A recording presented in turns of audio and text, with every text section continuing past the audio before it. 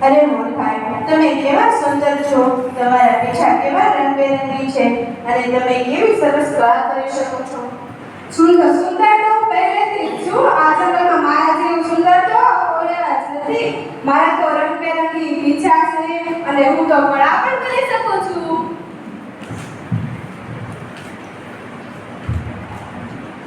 અરે પોપટભાઈ, હા બોલો ને કબૂતરભાઈ. મને તો તેના રૂપનો કેવો ઘમંડ છે. અરે ઘમંડ તો હોય જ ને, તે કેટલો સુંદર છે અને તે કેવી સરસ કળા કરી શકે છે. અરે સુંદર હોય તો બધા જ હોય, પરંતુ તેમાં ઘમંડ કરવાનું શું વાત? એ વાત તો તમારી સાચી છે. ચાલો ને એક યુક્તિ સોચીએ અને તેનો ઘમંડ તોડીએ. ચાલો. ચાલો હું બધા પક્ષીઓને બોલાવી લઉં.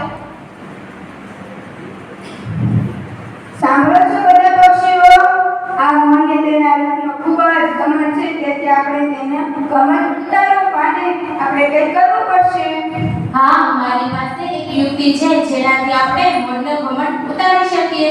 તો એ કઈ યુક્તિ છે જેનાથી મોરનો ઘમંડ તોડી શકાય? મોર જેવી રીતે કળા કરી શકે છે એવી જ રીતે આપણે પણ ઊંચે ઉડી શકીએ છીએ. તો ચાલો સૌથી ઊંચે કોણ ઉડી શકે છે તેની હરીફાઈ કરીએ. ચાલો આપણે બધા પક્ષીઓને બોલાવીએ. ચાલો.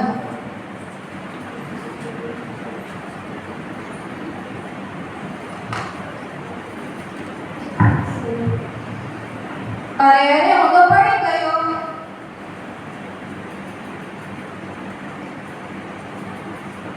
અરે મોરભાઈ, તમે તો ખૂબ જ સુંદર છો અને તમે સરસ કળા પણ કરી શકો છો. તો ચાલો આપણે એક હરીફાઈ કરીએ અને આકાશમાં સૌથી ઊંચે કોણ ઉડી શકે છે. હા ચાલો. અરે મોરભાઈ, તમે બધા અહીં શું લેવા ભેગા થયા છો? અરે અમે એક હરીફાઈ રાખેલી છે જેમાં અમારા બધા પક્ષીઓમાં જે વધારે ઊંચે ઉડી શકે તે વિજેતા છે. તમને આવું કરવાનું કોણે કહ્યું? અમને આવું કરવાનું કાગડાભાઈએ કહ્યું. હા, મોરને પોતાનું રૂપ અને તેની કળાનો ખૂબ જ ઘમંડ હતો, તેથી તેનો ઘમંડ ઉતારવા માટે આ હરીફાઈ યોજી હતી. અરે કાગડાભાઈ, મને મારી ભૂલ સમજાવી દે છે કે બધા પોતાની ખાસિયત હોય છે. આજથી હું મારા ઘમંડ